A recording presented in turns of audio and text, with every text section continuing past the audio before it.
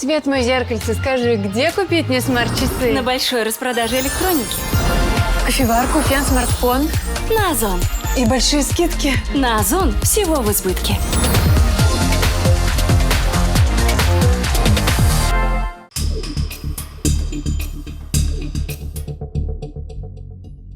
Помните, у Владимира Высоцкого была культовая песня о каннибалах «Почему аборигены съели Кука?». Там у него нет никаких сложных версий или легенд о том, что, поедая своего врага, ты якобы забираешь себе его силу. У Высоцкого все просто. Хотели кушать и съели Кука. Ну, это цитата песенная, шуточная. Высоцкий, как и все советские телезрители, смотрел передачи клуба путешественников и слушал рассказы о диких племенах на другом краю земли. А вот от этой цитаты смеяться и подпевать уже как-то не хочется. Часть жира я растопил, а часть засолил. Один раз, прокрутив мясо на мясорубке, даже сделал пельмени. В первый раз я ел человечину через силу, а потом привык. Эти слова приписывают Николаю Джумагалиеву, самому известному каннибалу Советского Союза. Джумагалиев убивал, расчленял и поедал своих жертв в эпоху, когда вся страна заслушивалась Высоцким и ждала Олимпиаду в Москве. Казалось бы, не может такое происходить в спокойные и застойные годы. Но оказалось еще как может. В нашем цикле мы часто рассказываем, как страшных убийц не могли поймать годами, десятками лет. С Джумагалиевым все так. Да не так. Он совершал свои зверства в Алма-Атинской области. Его повязали, когда Казахская ССР еще была передовой республикой большого единого государства. Но этого маньяка продолжали искать, когда ни Казахской ССР, ни самого Советского Союза уже не было. Сегодня мы расскажем, как главному советскому людоеду удалось скрываться. Почему он вообще начал есть людей? Мы погрузимся в эпоху 80-х. В эпоху начала 90-х узнаем, что такое желтоксан и причем здесь адвентисты, Новая Зеландия и первый мэр Москвы. Это цикл «Серийный номер», где мы говорим о самых страшных убийцах и преступниках сквозь призму истории, культуры и политики. Мой постоянный соведущий Александр Файб. Ссылка на его канал в описании, не забудьте подписаться. Каннибал Джумагалиев, герой 17-го серийного номера.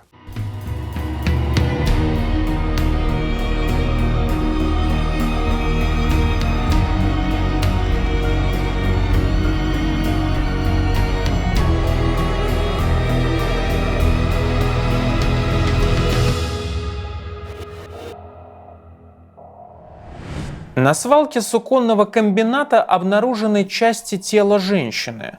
2 ноги, в 15 метрах от них резиновые сапоги, которые вспороли чем-то острым у голени. Под кучей камней, земли и проволоки лежали грудная клетка, руки и вырезанные органы. При осмотре ног установлено, надрезы начинаются на 15 сантиметров выше пятки и идут дальше до сустава. Голова отсечена на уровне первого шейного позвонка. Это фрагменты милицейского протокола. Его составили 20 января 1979 года в поселке под Алматы на свалке местного комбината. Эксперты сразу обратили внимание, что у жертвы, ко всему прочему, были срезаны мягкие ткани. Личность убитой довольно быстро установили. Стали проверять ее контакты, опрашивать родственников и друзей. Они рассказали, что девушка связалась с какими-то сектантами и посещала их странные сборища. И в день исчезновения как раз туда собиралась. Может, девушка стала жертвой кровавого ритуала? Оперативники стали проверять этих сектантов. Потом оказалось, что так называли местных протестантов, адвентистов и пятидесятников. Но с чего в милиции могли подумать, что они могли совершить такой жестокий ритуал? Все дело в контексте. На территории современного Казахстана протестантские общины появились еще на рубеже 20 века. В советское время они подвергались гонениям. Но не стоит забывать и про обратный процесс. В те же годы в Казахскую республику ссылали неугодных служителей и проповедников из других регионов. Когда они осваивались на новом месте, они продолжали миссионерство. И как итог, к концу 70-х в республике было около 15 тысяч баптистов, а по всему Союзу больше 500 000. И это только баптистов. Советские власти, которые от политики атеизма отказываться не собирались, пытались ограничить их деятельность. Гонения на протестантов шли рука об руку с контролем над ними. Власти работали по принципу не можешь полностью запретить – возглавь. Еще в середине 40-х был учрежден Всесоюзный совет евангельских христиан-баптистов. Через эту организацию власти старались управлять общинами. Например, совет разрешал баптистам крестить людей только старше 18 лет и только после испытательного срока. Был введен запрет совместных загородных гуляний. Это популярная у баптистов практика. Богослужения и проповеди разрешали проводить только в специальном молельном доме. А во время самой службы было запрещено использовать музыкальные инструменты, при том, что музыка в их ритуалах – это ключевой элемент. Преследования на этом не заканчивались. В 60-х по религиозным статьям в СССР осудили больше 800 человек. 500 из них были баптистами. За нарушение закона об отделении церкви от государства можно было получить 3 года, а по 227 статье давали 5 лет за, цитирую, «создание религиозной группы, причиняющей вред здоровью и посягающей на личность и права граждан». Выпускались целые серии книг и фильмов о том, насколько опасны сектанты. Самый известный пример – это фильм «Тучи над Борском» 60-го года, еще при Хрущеве снимали. По сюжету главная героиня – комсомолка Оля, и она попадает в религиозную секту. Они манипулируют девушкой, используют ее. Героиня бросает школу и заодно бросает комсомольский билет на стол и с головой уходит в жизнь общины. В какой-то момент братья по вере решают распять девушку. Но бдительные граждане Олю спасают, а заодно выводят на чистую воду злодеев из секты. В общем, теперь вы понимаете, почему в глазах милиции версия о ритуальном расчленении не была каким-то абсурдом. И алматинские сыщики серьезно эту версию отрабатывали. Ходили по молельным домам, смотрели, как там все устроено, проводили обыски. Выяснилось, что убитая девушка и правда принадлежала к общине, то ли к адвентистам, то ли к баптистам, и ходила на службу. Но, естественно, никто там никого в жертву не приносил. Пели песни и молились. Ничего криминального. Убитая работала казначеем в общине, и у нее вроде как хранились какие-то деньги, которые собирались на ее нужды. Но это совершенно не вязалось с деталями расправы. Ладно, они могли ее убить, но зачем обычным грабителям так измываться над телом? Бред какой-то. А потом сыщики и вовсе отказались от религиозной версии. Неожиданно в убийстве девушки сознался ее приятель.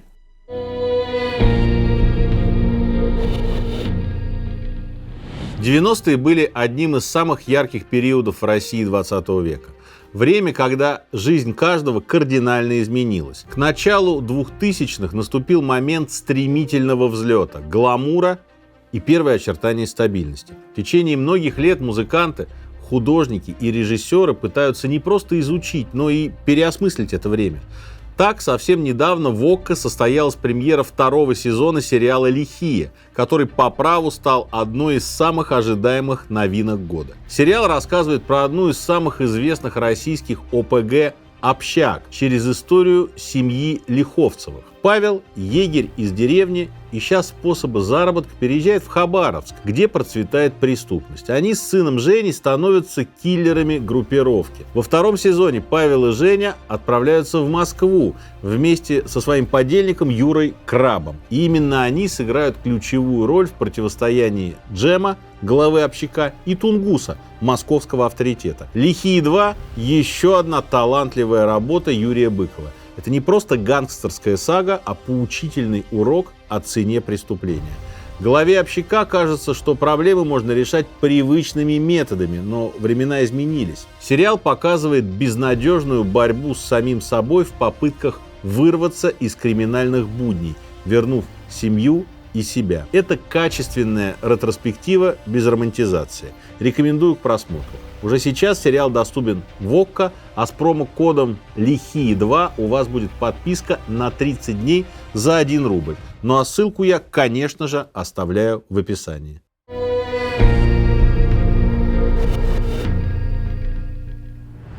В ролике про Чикатило мы рассказывали о деле дураков. Убийство ростовского потрошителя пытались повесить на ребят с особенностями развития. Воспитанники интерната под давлением признавались в убийствах. Казахские сыщики в этом смысле оказались честнее. Когда к ним с повинной пришел знакомый убитой девушки, они решили все проверить. Парень рассказал, что был влюблен в убитую, но та ответила ему отказом.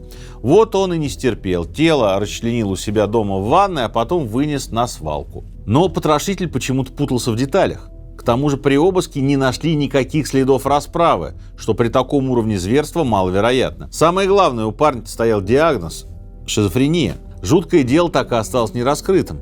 А потом к нему добавился еще один кровавый глухарь. Спустя всего пару месяцев в том же районе под Алматы убили сразу 2 женщин. На этот раз преступник забрался в дом. Там он расправился с пожилой хозяйкой и ее дочкой. Никаких следов ограбления не было. Зато было много ударов ножом.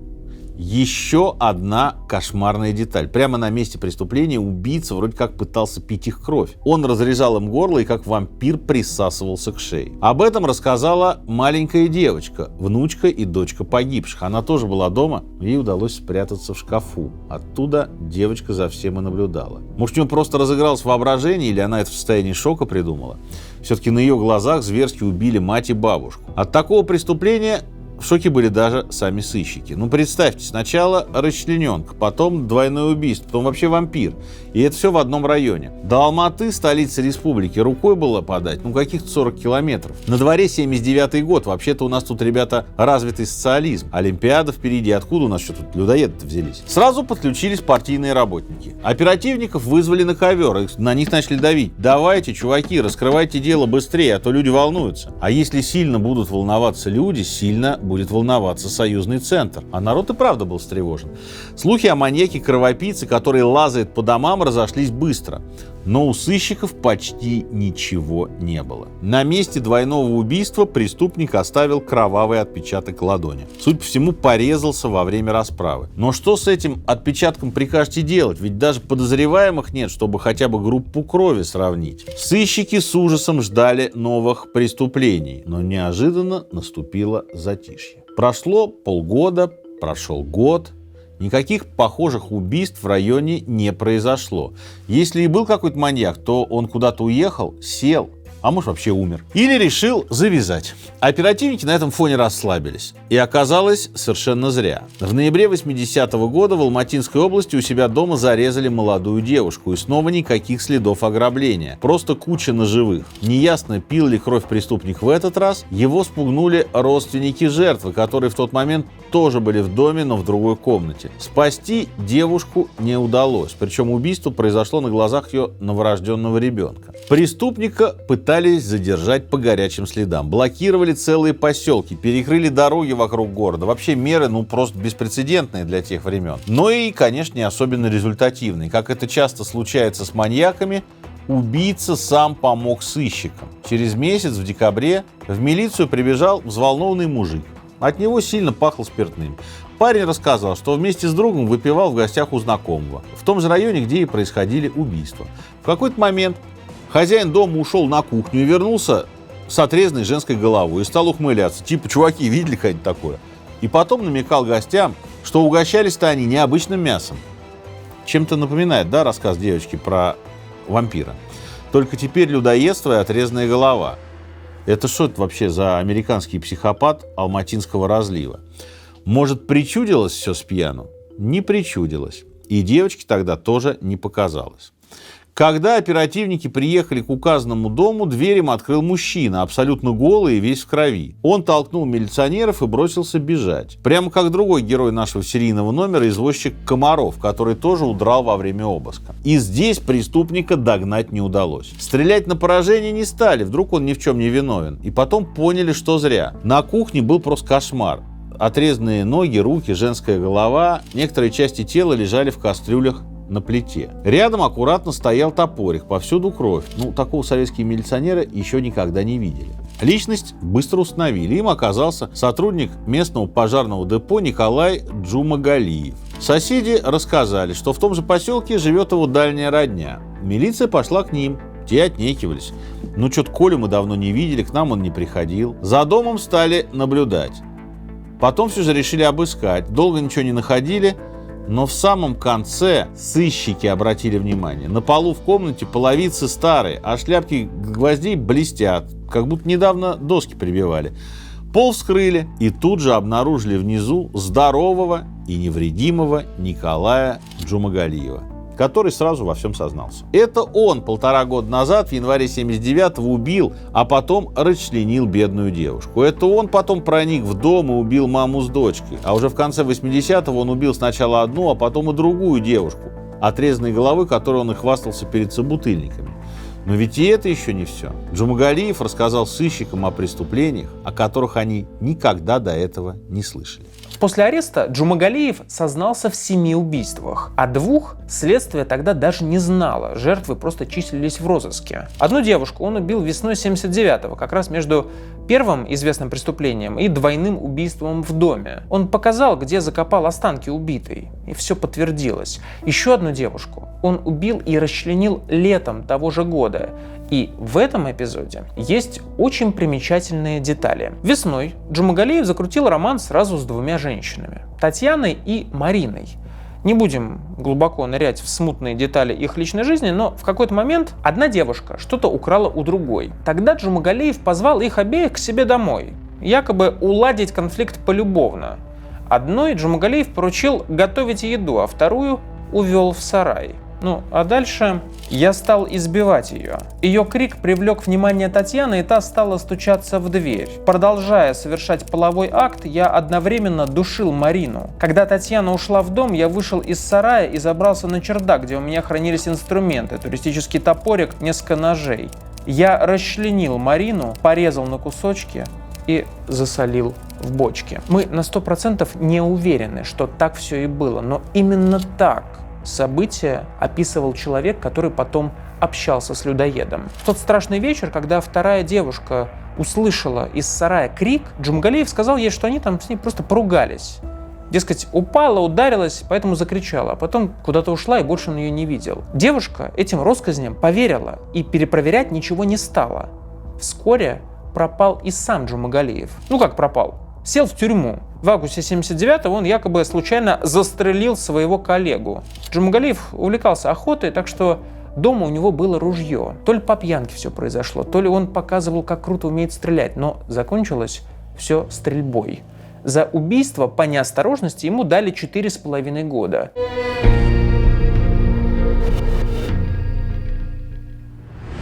Зверские расправы в Алматинской области на время прекратились. Сам бы Джумагалиев вряд ли остановился. Есть, конечно, версия, что он просто заметал следы, что он мог почувствовать, что к нему подбираются. Вот и решил сесть за более легкое преступление. Но тут можно только гадать. В любом случае, отсидел он лишь год с небольшим. В октябре 80-го его выпустили на так называемую химию. В 60-х заключенных стали привлекать к новому виду трудовой работы. Их досрочно освобождали и направляли на стройку. Такие условия были по УДО. Изначально в основном строили объекты химической промышленности. Отсюда и название – химия. Мы об этом рассказывали в выпуске о Чикатило. Человек, на которого повесили первое убийство ростовского маньяка, как раз работал на стройке после освобождения. Он сидел за убийство и, по версии милиции, якобы не смог исправиться и совершил рецидив. А вот Джумагалиев точно не думал исправляться. Очередную жертву он зарезал уже спустя месяц после выхода из тюрьмы. Ту женщину с новорожденным ребенком. А потом он убил еще раз. И если бы он не тряс головой жертвы перед знакомыми, кто знает, сколько бы еще жизней смог забрать. Зачем он вообще так подставился? Убийца не понимал, что люди, которые видят отрезанную голову, тут же побегут в милицию. Логичного ответа нет. Может, повлиял алкоголь, а может, его так распирало от куража, что он просто хотел вызвать реакцию людей и не думал о последствиях. Версия на самом деле рабочая. Чувство собственной важности у Джумагалиева зашкаливало. Он считал себя потомком Чингисхана и стремился стать сверхчеловеком. На допросах маньяк утверждал, что в самом деле пил кровь жертв. Причем не всегда она ему нравилась. Как-то раз он почувствовал в ней якобы вкус алкоголя и даже немного захмелел. Во время двойного убийства в доме он тоже сначала пытался выпить кровь пожилой женщины, но не зашло. Он счел ее слишком старой. Вот и зарезал ее дочь, чтобы насытиться молодой энергией. Джумагалиев еще признавался, что готовил себе специальные блюда из человеческого мяса и жира. Прямых доказательств у нас нет, только косвенные. Лежали ведь части тел в кастрюлях на его кухне. Давайте поверим ему на слово и признаем. Джумагалиев действительно был каннибалом. Но как он дошел до жизни такой? Как он это сам объяснял? Ответ простой, поэтому жуткий. В книгах по оккультизму убийца вычитал, что если пить человеческую кровь и есть мясо, то можно стать прорицателем, прозреть и вообще стать ближе к высшим силам. Джумагалиев этой книге поверил и без зазрения совести стал людоедом. Эти ужасные ритуалы дошли до нас еще из традиционных обществ. Новую Зеландию в 19 веке называли не иначе, как The Cannibal Isles – островами людоедов. Местные племена маори, те самые с татуировками на лицах и залихватскими танцами, были каннибалами. В 1809 году они убили 50 моряков с британского судна «Бойд», а потом их съели. Так маори отомстили колонизаторам за годы гнета и издевательств. Но убивать врагов – ладно, это можно как-то объяснить. Но есть-то зачем? Какой в этом символизм? Во-первых, съесть врага – это значит уничтожить его во всех смыслах. Полная, безоговорочная доминация. Пришел, увидел, поглотил. К тому же считалось, что так к победителю переходят жизненные силы врага. Такая подзарядка энергии противника. А для Джумагалиева такими врагами были все женщины.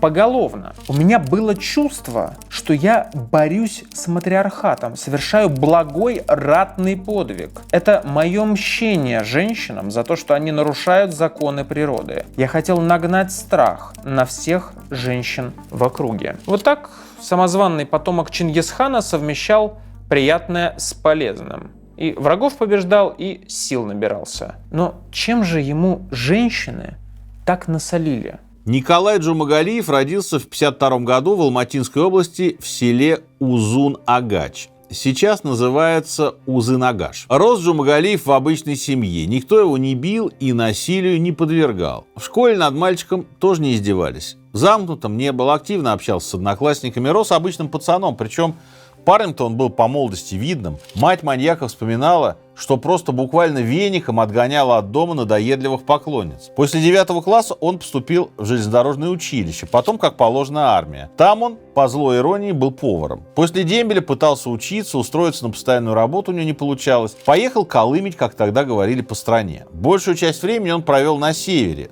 просто потому что там больше платили. Особые условия для северных работников появились еще в 30-е годы. Власти понимали, что романтикой одной сыт не будешь, когда за окном снег по 9 месяцев лежит. Поэтому, чтобы мотивировать народ работать на Крайнем Севере, в 60-х ввели систему районных коэффициентов. Их размер зависел от близости к Северному полюсу. Например, если у вас коэффициент 1,5, то при окладе в 100 рублей вы получаете на руки 150. Новичкам сначала еще давали подъемные. Часто выписывали премии.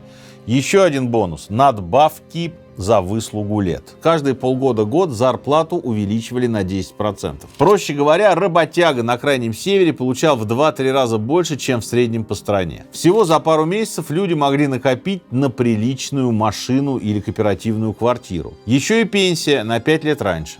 Льготные условия многих привлекали. Хороший показатель, как там росли города. Например, в Сургуте в начале 70-х жили только 30 тысяч человек. К концу 80-х, с учетом развития нефтегаза, уже 250 000, извините. Но Джумагалиев на севере долго не продержался. Он попробовал различные профессии, от экспедитора до матроса. Что-то там заработал, но уже в 77-м вернулся домой, в Казахстан. И устроился там в пожарное депо. Почти все убийства он совершил в том же районе, где и жил. Вы меня спросите, почему его никто не подозревал? А с чего подозревать-то? Ровный пацан, охотник, работа достойная, людей спасает. Может с ним бухнуть, по душам поговорить. Не женат, но спросом у женщин пользуется, сам не прочь погулять. Даже позавидовать вообще-то можно такой жизни. На деле же будущий преступник уже тогда ненавидел женщин. Возможно, сказались заболевания половой системы, которые он успел понахватать. Со временем, по словам маньяка, к сексу он вообще стал испытывать отвращение. К тому же с ним приключилась несчастная любовь. Джумагалиев ухаживал за девушкой, строил серьезные планы, а та осталась равнодушна. Это сильно ударило по гордыне парня. Похожая история была у витебского маньяка Михасевича. Он тоже ненавидел женщин и винил их во всех своих грехах. Как вы помните, свое первое убийство Михасевич совершил на фоне любовных переживаний. Он рассказывал, что ему прям полегчало после этого, будто камень упал с души. А Джумагалиев говорил, цитата, об удовлетворении и духовном наслаждении. Когда он убил первую жертву, он якобы достиг цели, к которой так долго шел. Но есть повод сомневаться. Сомневаться в том, что в обоих случаях все эти любовные драмы – это оправдание. Это просто предлог. И на самом деле, если и оправдание, то задним числом. Внутри мужчины давно сидел зверь, который просто ждал своего часа. Я стал избивать ее. Удары по животу женщин мне всегда доставляли удовольствие. Жертва меняется в лице и корчится от боли. Это фрагмент признаний Джумагалиева. Ну, тут без экспертов понятно, что перед нами конченый садист и жен-ненавистник. А вся эта борьба с матриархатом, ну, это такой предлог для отвода глаз. Очевидно, что ему очень нравилось доминировать над женщинами. Это хорошо видно по ситуации с девушками, которых он летом 79-го пригласил в гости. Он же одну отправил готовить еду, а со второй в этот момент занялся любовью, после чего убил и расчленил, а затем запудрил мозги той девушке, что выжила. К слову, потом, когда все стало известно, она даже приезжала к убийце на свидание. Ну, правда, не в камеру смертников, а в больницу. За 7 жесточайших убийств Джумагалиева светила высшая мера. Но приговор зависел от решения врачей. В 80-м, как положено, его отправили на аттестацию в Москву в Институт Сербского. Там у Джумагалиева выявили шизофрению и решили, что он убивал в невменяемом состоянии. То есть в эти моменты он не осознавал, что он вообще творит. Проще говоря, расстреливать его нельзя. Суд с экспертизой согласился. Поэтому вместо приговора Джумагалиеву назначили принудительное лечение. Его отправили в стационар с особым режимом для опасных больных. Спустя 16 лет в такую же спецбольницу отправят еще одного маньяка, которого будут подозревать в каннибализме – Списивцева. Новокузнецкого потрошителя тоже признают невменяемым. И также многие будут возмущаться. Он же просто эгоист, подонок и садист, изображает психа. На деле-то он все прекрасно понимает. Его расстрелять надо, а вы его лечите. Ну, в выпуске о Списивцеве мы уже говорили, что вопрос психиатрической экспертизы очень сложный. Да, Джумагалиев вполне мог косить под больного, пытаясь спасти себе жизнь. А мог и не косить. И тогда расстрелять его значит совершить преступление. Как было сказано в «Братьях Карамазовых», лучше отпустить 10 виновных, чем наказать одного невиновного. Ну, здесь опять очень сложный выбор. Если он убивал и расчленял, будучи шизофреником, вряд ли это что, его делает невиновным, что ли? И второй момент, честно говоря, мне не верится, что маньяк мог быть настолько искусным манипулятором, чтобы запудрить мозги спецам из Сербского. Коррумпировать он их тоже никак не мог, влиятельных покровителей у него не было. Важная статистика. Только 10% среди тех, кого по уголовке направляли на экспертизу, признавали невменяемыми. Джумагалиев в их числе. В любом случае, Джумагалиева от общества изолировали. И на какое-то время о людоеде забыли. Тем более у милицейского начальства появились новые проблемы. Им снова пришлось ставить блокпосты и перекрывать дороги под Алматы.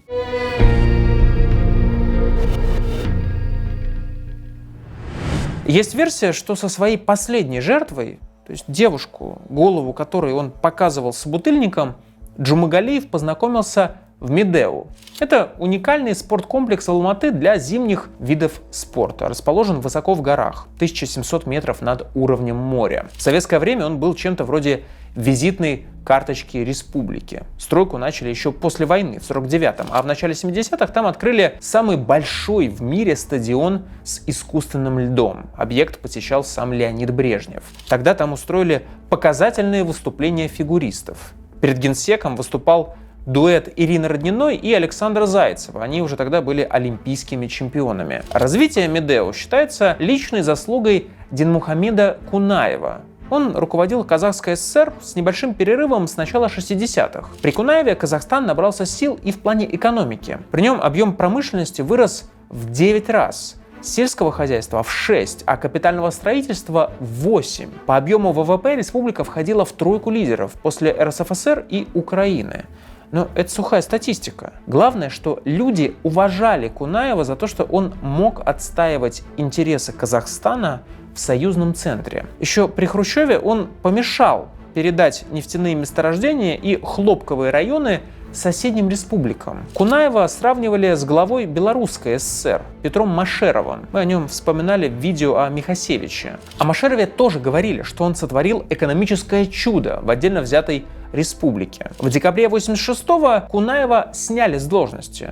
Если формально, одобрили просьбу об уходе на пенсию. В Москве ссылались на якобы множество жалоб из самой республики. Мол, в экономике все грустно, коррупция. Правда, на местах шептались, что Кунаев стал слишком самостоятельным и не встраивался в кадровую политику Горбачева. Многие думали, что место Кунаева займет Нурсултан Назарбаев. Он тогда был главой правительства республики. Изначально Назарбаев считался ставленником Кунаева. Потом, правда, между ними начались трения. Но все равно казалось логичным, что на место Кунаева придет человек, который тесно работал с ним в республике. Но в Москве решили по-другому. Руководить Казахстаном прислали Геннадия Колбина. До этого он командовал в Ульяновской области. Никаких связей с Казахстаном у него не было. Такое внезапное назначение Алматы, мягко говоря, удивило. Не казах, языка не знает, в республике раньше не жил и не работал.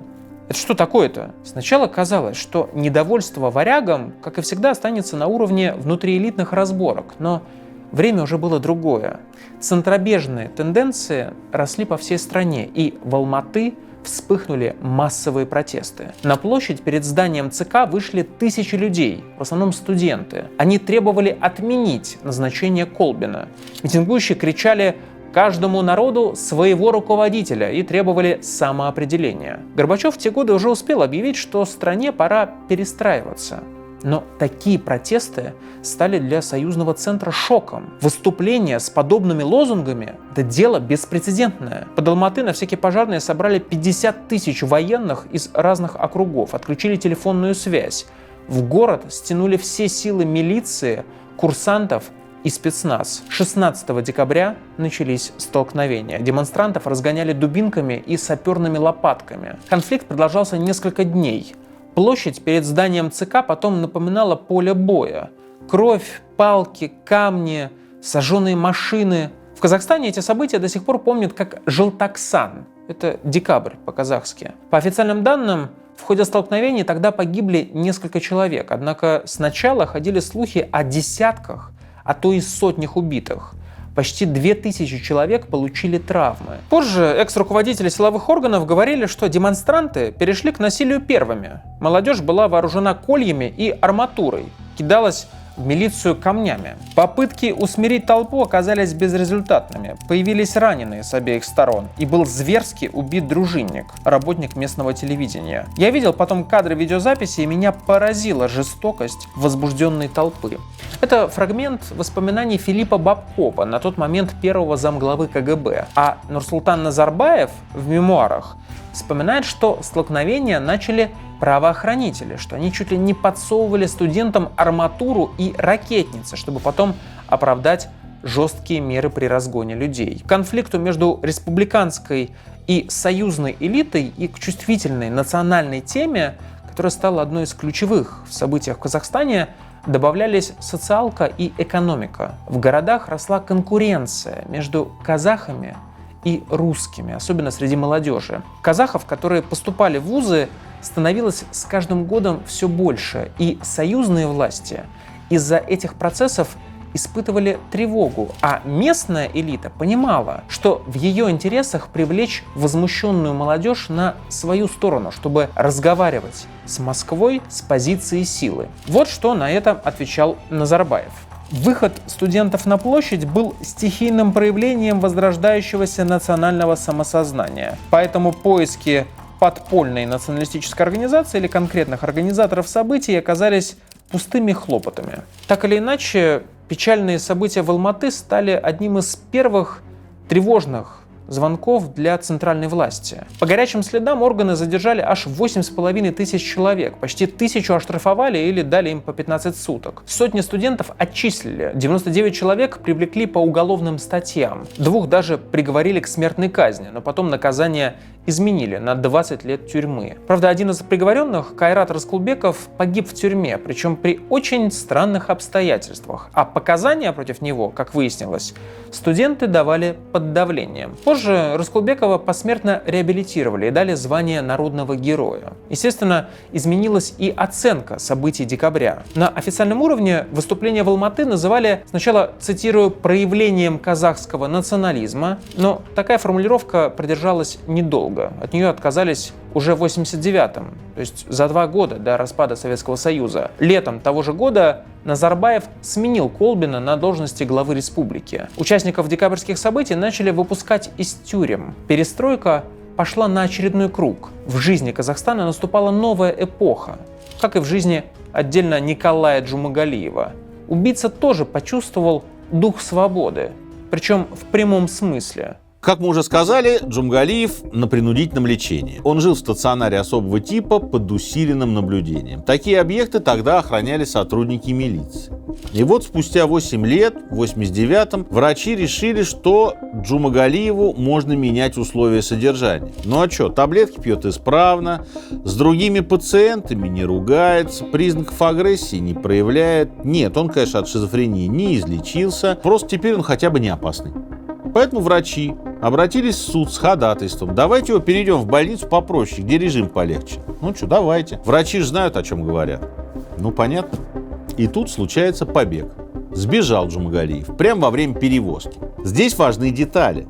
Знаете же, как в фильмах обычно показывают побеги маньяков. Везут его такого в кандалах, в цепях, в крытом фургоне под охраной или на специальном рейсе для таких же головорезов, как в фильме «Воздушная тюрьма» с Николасом Кейджем. Ну, дальше сценарий. Убийца там, значит, провоцирует охранников, чтобы они начали что-то предпринимать, и, в общем, они теряют бдительность, он убегает. Но на деле такие сюжеты бывают только в голливудских фильмах. Есть несколько версий побегов маньяков. И одна эта версия скучнее другой. Первая теория. Джумагалиев ехал куда-то в скорой вместе с парой медработников. На условном светофоре он просто дверь открыл и убежал из машины. Догнать его не смогли. Вторая версия. Аэропорт. Санитары на что-то отвлеклись из-за проблем с рейсом. А Джумагалиев взял и убежал. Они его потом искали, но типа не нашли. Можно в такое поверить? Да вполне. Записного убийцу же ведь считали не особо опасным. Что тут заморачиваться с охраной-то? Куда же направился маньяк? Сначала его вроде видели где-то в горах. Логичная, да, локация? Надо укрыться от милиции. Стали искать. Привлекли к розыску военных и даже дельтапланеристов, но без успеха. Потом пошли слухи, что Джумагалиев ни много ни мало перебрался аж в Москву. В газете «Куранты» появилась заметка: «В столице скрывается людоед». Тогда публикация наделала много шуму. «Куранты» входили в топ-5 столичных изданий по тиражу. Газету запустило руководство Моссовета в 90-м году. Тогда на выборах большинство в Совете получили кандидата от блока «Демократическая Россия». Они выступали за масштабные реформы, критиковали КПСС. Председателем Совета избрали Гавриила Попова, сподвижника Бориса Ельцина и вообще заметного участника движения демократов. Потом Попов победил на первых выборах и стал мэром Москвы. Ну вот за год до этого Попов решил, что нужно свое СМИ, надо же бороться на медийной поляне с конкурентами, в частности с коммунистами. Так возникли «Куранты». По изначальной задумке газета должна была разрушить партийную монополию в печати. В «Курантах» обличали пока еще советский режим. Горбачева, топили за Ельцина, регулярно там выходили материалы с комплиментарными заголовками «Борис, ты прав». Ну а после избрания Ельцина президентом вышла целая колонка под названием «Россия поднимется с колен». Но на одной политике же популярную газету не построишь.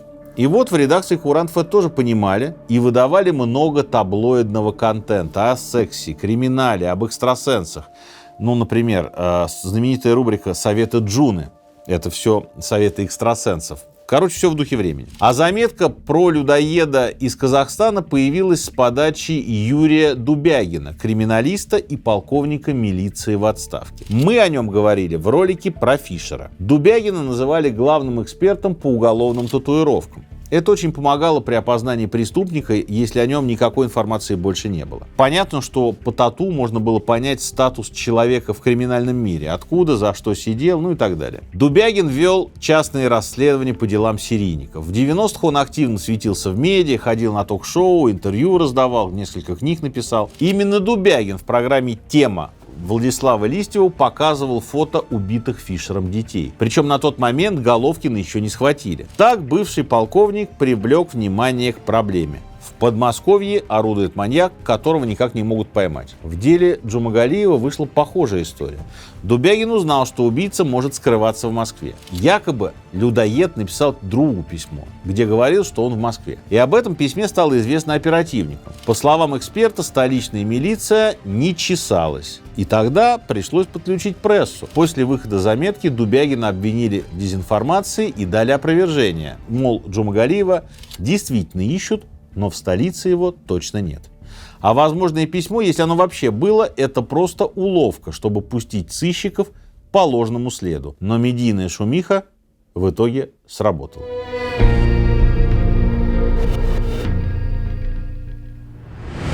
Весной 1991 года узбекские силовики задержали очень странного человека. Он обносил дома в горном поселке. Местные его выследили и сами решили поймать. Вор отстреливался из мелкашки. Так называли малокалиберные винтовки. Ранил женщину, но его в итоге схватили и сдали милиции. Документов при задержанном не было. Он сначала представился одним именем, потом другим. В общем, мужчина заявил, что он вообще гражданин Китая, а границу перешел в поисках лучшей жизни. Совсем какая-то мутная легенда.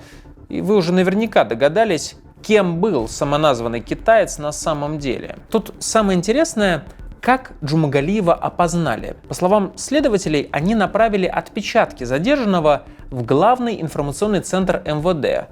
Там сверили по базе и определили настоящее имя псевдокитайца. Вот и все. Вполне себе рутинная процедура. Но есть и более драматичные версии. Они все принадлежат перу Юрия Дубягина. Он утверждал, что после шумихи в СМИ ему стали доносить, что видели Джумагалиева в самых разных регионах, от Подмосковья до Сахалина. Информация не подтверждалась. А затем появились данные, что убийца сидит в узбекском СИЗО. Дубягин туда поехал. Стал обходить камеры. Я ведь его ни разу живьем не видел тогда, только на фотографиях 10-летней давности, да на портретах версионных. И вот вхожу в очередную камеру, и мы сразу глазами встретились. Я подскакиваю, за руку его хвать и ору: «Коля, сука, вставай!» Я ему руку вывернул, там татуировка, буква «К». Он. Это фрагмент интервью Дубягина «Огоньку». Материал вышел в 2001 году. Есть и более прозаичная версия от того же Дубягина в его книге. После скандала в газетах ориентировку на Джумагалиева показывали по телевизору. Этот сюжет увидела сотрудница той самой прокуратуры, где вели дело псевдокитайца. Следователи занимались им почти полгода, но личность установить не могли, а тут случайно все и раскрылось. Потом приехал оперативник из Алматы и опознал Джумагалиева. А затем уже прибыл и сам Дубягин, чтобы пообщаться с людоедом. Как было на самом деле, мы точно не знаем. Но это и не важно. Главное, что Джумагалиева, может, и случайно, но все равно поймали. Сам он говорил, что все 1,5 года скрывался в горах, на границе Казахстана, Кыргызстана и Узбекистана. Туда-сюда обратно переходил. В основном прятался на территории Кыргызстана. Маньяк якобы перебивался охотой, травки там всякие собирал, иногда спускался к людям, обменивал добычу на какие-то вещи. Видимо, и дома обносил при случае. Правда, убийца сам признавался, что кражу устроил специально, чтобы попасться. Невозможно уже было скрываться от авиации и силовиков, которые действовали на земле. Наверное, он хотел сесть по легкой статье под чужим именем. А что тогда отстреливался? Он отвечал, чтобы отпугнуть, потому что люди сначала его чуть ли не повесить хотели. Преступник к линчеванию готов не был и думал, что на него сейчас просто милицию вызовут. Дубягин, кстати, тоже считал, что кража была постановкой, но в дикую жизнь в горах не верил. По мнению криминалиста, убийца все же заезжал в Москву и даже мог там совершить пару преступлений. Криминалист подозревал, что эти нераскрытые эпизоды пытались приписать другому маньяку – Александру Тимофееву. Московскому Джеку-потрошителю, как прозвали Тимофеева в газетах, приписывали больше 10 изнасилований и убийств. Преступления произошли в 90-м году, как раз когда Джумагалиев был в бегах.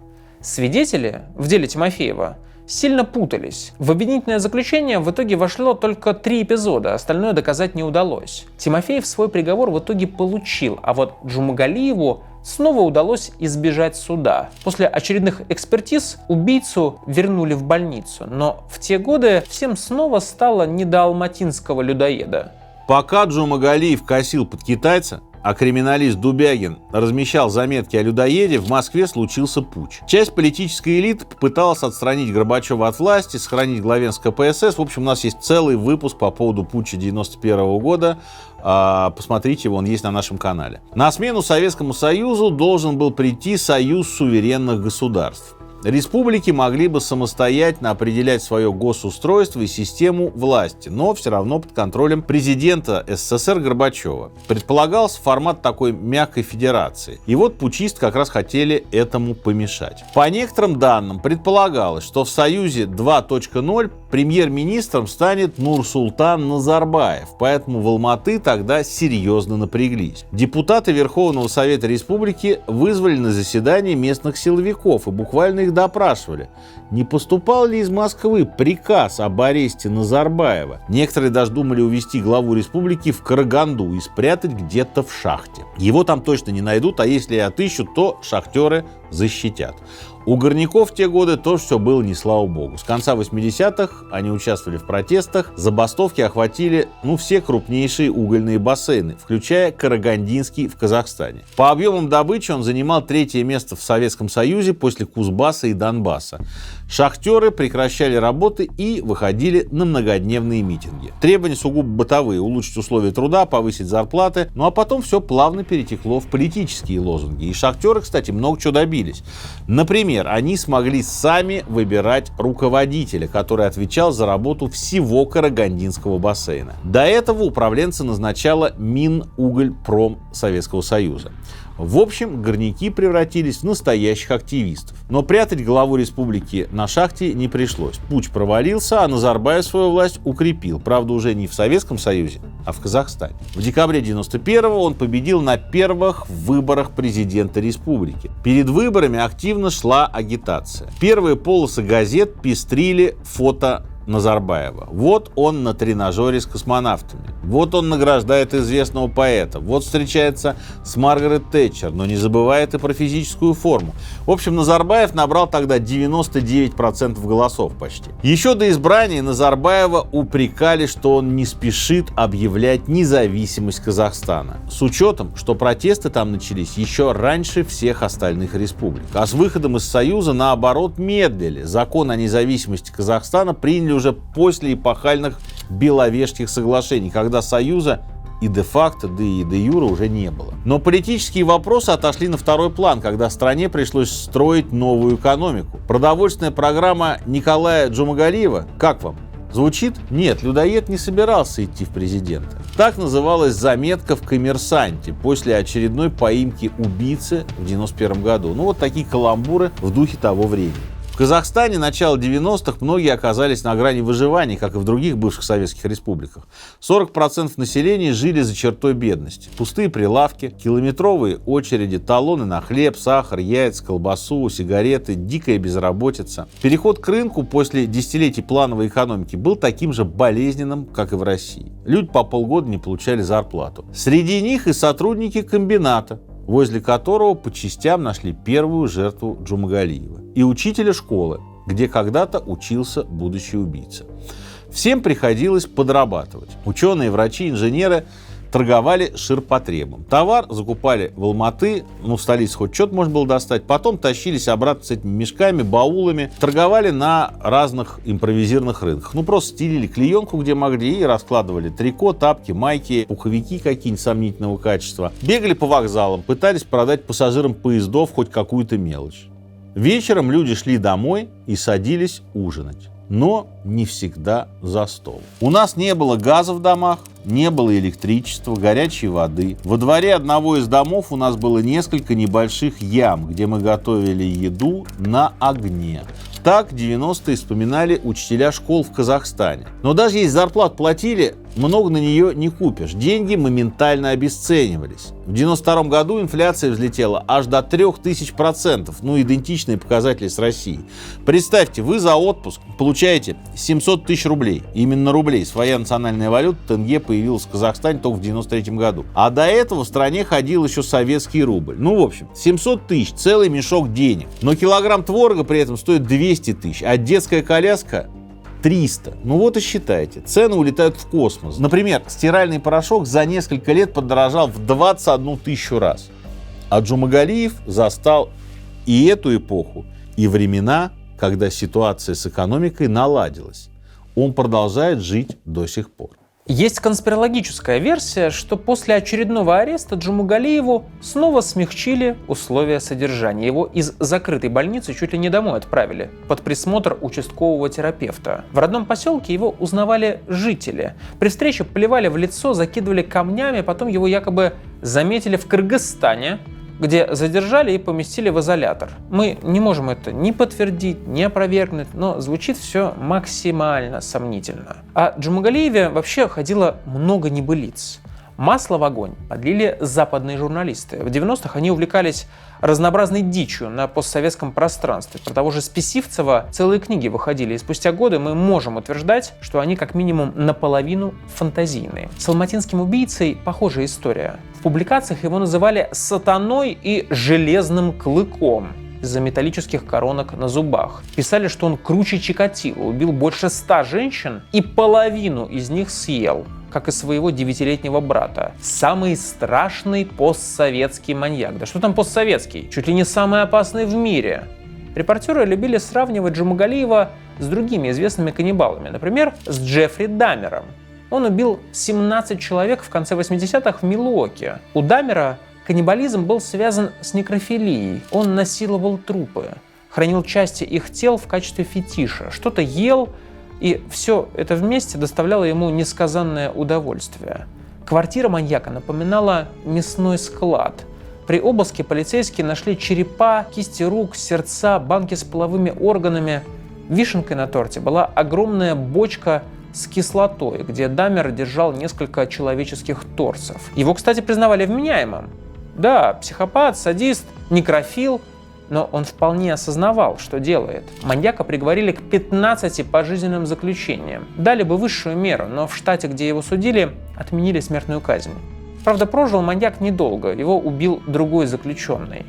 У Джумагалиева тоже легко найти некросадистские мотивы. Он вроде как признавался, что ему снятся расчлененные части женского тела. Вероятно, убийца упивался процессом поедания. А вот в плане вампиризма он напоминал другого маньяка, Фрица Хармана, которого называли немецким Дракулой. Он убил больше 20 человек в Ганновере во времена Веймарской республики. Харман тоже пил кровь людей, причем обычно не перерезал горло, а прокусывал кадык еще живого человека.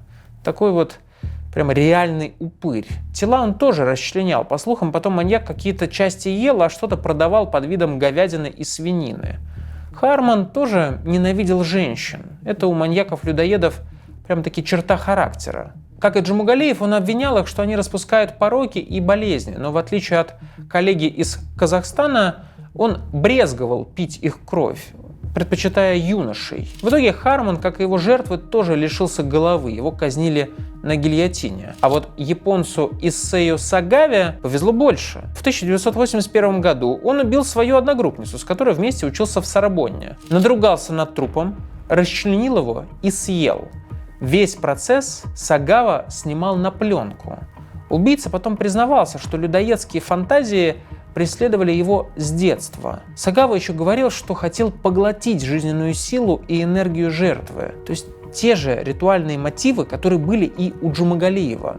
Сагаву арестовали, взяли с поличным, когда он в Болонском лесу пытался избавиться от остатков ужина. Японца признали невменяемым и отправили в лечебницу. Потом Сагаву депортировали из Парижа на родину. А дальше следите за руками. Сначала маньяка поместили в больницу, но японские врачи не нашли признаков невменяемости. Как и с Дамером. Извращенец, садист, но отдает всему отчет. Правда, и судить его не стали, потому что во Франции обвинения против него были сняты.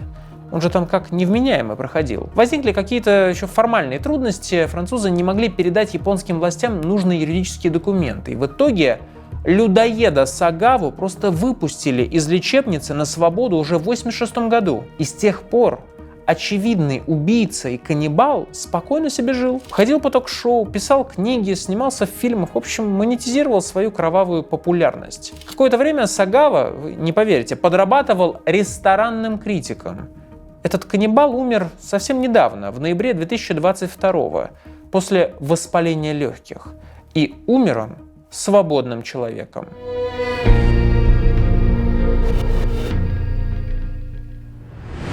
По состоянию на 2016 год Николай Джумагалиев находился в спецбольнице с интенсивным наблюдением под Алматы. Это продолжается с середины 90-х. Временами гуляют слухи о его побеге или о том, что убийцу якобы снова выпустили на свободу. Но, как в свое время со Списивцевым, которого якобы кто-то видел в Новокузнецке в нулевые, это все только слухи. Только если тогда люди пересказывали это друг другу на уличных скамейках и в автобусах, то слухи про Джумагалиева расходятся уже через мессенджеры. Ну, это тоже отражение эпохи. Врачи домыслы про Джумагалиева опровергали. Он по-прежнему в больнице, ведет себя тихо, мирно, любит заниматься починкой техники, с журналистами общаться не хочет. Директор закрытого учреждения так объяснял поведение маньяка. Его переживание, состояние ущербности, дискомфорта, подавленности и раздражения из-за возможного раскрытия семейной и врачебной тайны, как его самого, так и близких родственников, приводит к декомпенсации психического состояния, срыву лечебно-реабилитационных программ. Каннибал окончательно закрылся и ушел в себя. А журналистов в первую очередь интересовало, может ли он вновь оказаться на свободе. И ответ тут простой. В теории может, только если его снова сочтут неопасным и переведут на облегченный режим наблюдения. Но в реальности этого произойти не должно. С таким уровнем общественного резонанса об этом сразу станет известно, и приведет это к невероятному скандалу. Вообще вся история этого убийцы со стороны выглядит как черная комедия. Вот он трясет во время пьянки отрезанной головой.